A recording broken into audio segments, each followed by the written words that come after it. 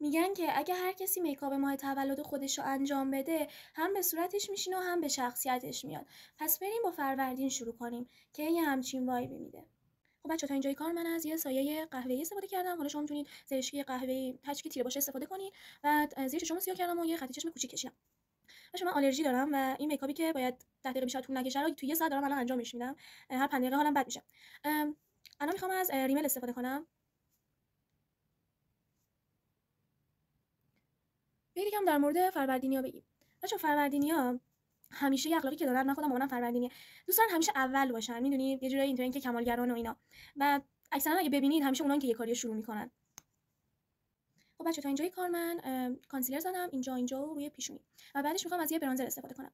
خب داشتم میگفتم بچه عنصر درونی فروردینیا آتیش و انرژیشون هم کاملا مثل آتیشه. وقتی وارد یه جا میشن همه متوجه حضورشون میشن. فروردینیا خیلی صادقن و همیشه خیلی رک باهاتون حرف میزنن. عاشق هیجاناتن و دوست دارن که همیشه چیزای جدیدی رو امتحان کنن.